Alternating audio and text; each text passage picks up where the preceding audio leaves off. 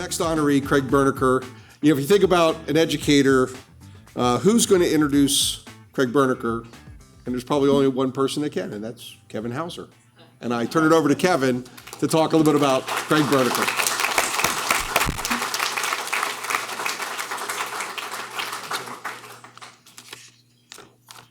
Good evening.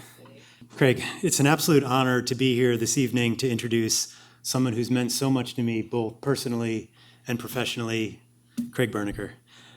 When I think back to my time as an undergraduate and then later as a PhD student under Craig's guidance, I'm reminded of his generosity as a mentor, his professional influence, clarity of his lectures, and his passion for inspiring the students that were fortunate enough to study with him. I can speak directly to Craig's tremendous impact as an educator and can personally attest to his gifts as a teacher.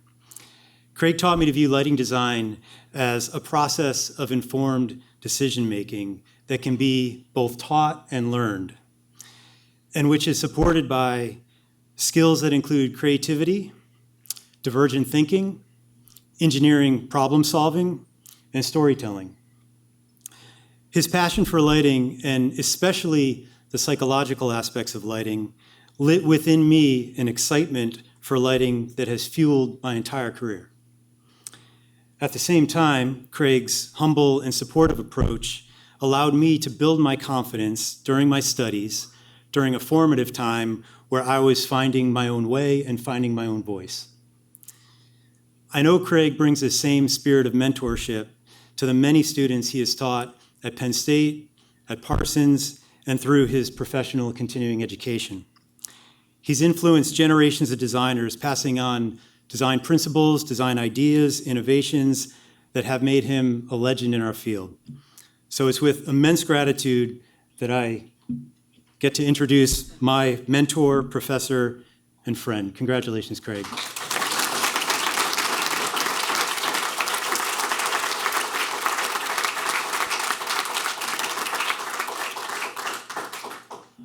Boy, thank you, Kevin, for those very, very kind words.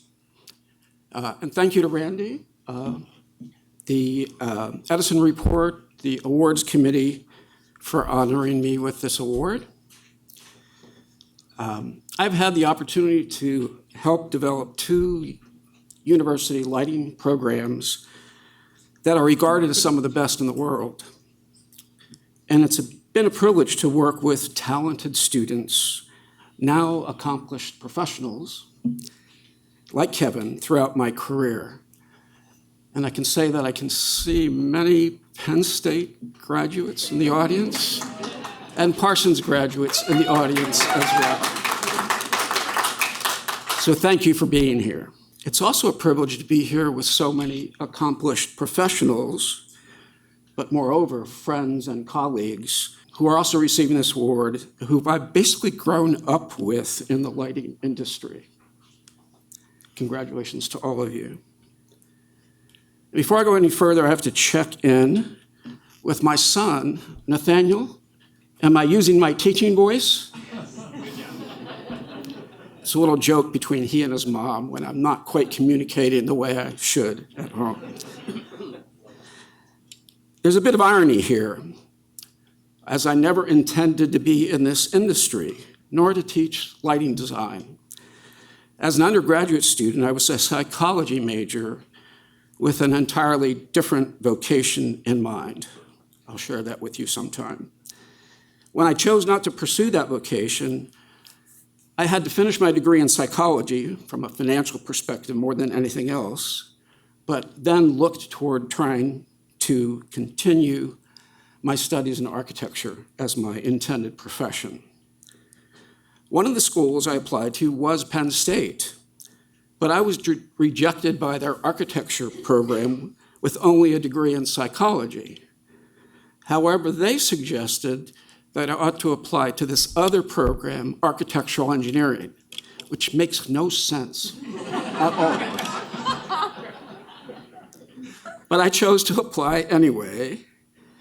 Little did I know that there was a professor there studying the psychology of light, John Flynn. Many of you may know his work in the industry, often thought of as the father of the psychology of light.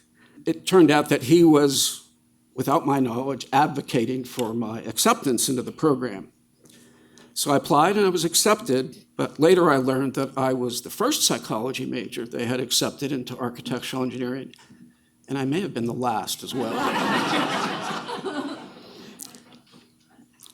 I really entered the program only hoping this was a route to become an architect, but ultimately became John Flynn's graduate assistant, and thus my entry into lighting. The work of my master's thesis, where we developed what was believed to be the first computer rendering of a lighted environment, when we had mainframe computers that took up an entire building in order to do that, led to me leaving my position as a lighting designer, where I had worked for about 18 months or so in Philadelphia, to work for Peerless Lighting in California.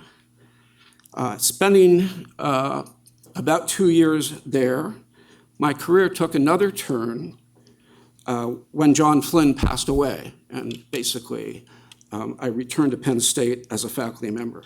As there was no PhD in lighting at the time, and there was no PhD in architectural engineering at the time, I actually returned to psychology, probably the closest thing to lighting design that I could find, for earning my PhD while teaching full-time. Fast forward again, but now 20 years later, I left Penn State to strike out on my own, teaching both in person and through distance learning, one of the first initiatives to try to do that outside of university campuses and things like that. And I was really trying to reach a broader audience than I could at Penn State. A few short years later, Derek Porter called and asked me to join the Parsons faculty here, and welcome to our home, by the way, initially as a part-time faculty member and ultimately as a full-time faculty member. Despite all of my efforts, I became enmeshed in all aspects of the new school, leading to where we are today. I share this convoluted journey to and in lighting to make a point, and that is to stress the importance of formal lighting education in our industry. We now have degrees in lighting, making it easier for someone interested to enter the lighting profession, but there still are only a few academic programs in the world, and we still lack support that would make our programs even better. I often quote a well-known architecture critic from a speech he gave at Lighting World International, the predecessor of Light Fair, and he said, "Good architecture, poorly lighted is poor architecture." If good lighting leads to good architecture, I add that good lighting education leads to good lighting design that leads to good architecture. Thank you again for this award. There are so many who have contributed to my career, many who stand with me today, and I thank them all. And special thanks to my wife, Gwen, who couldn't be here tonight, and Nathaniel, who supported me throughout this journey. Thanks again.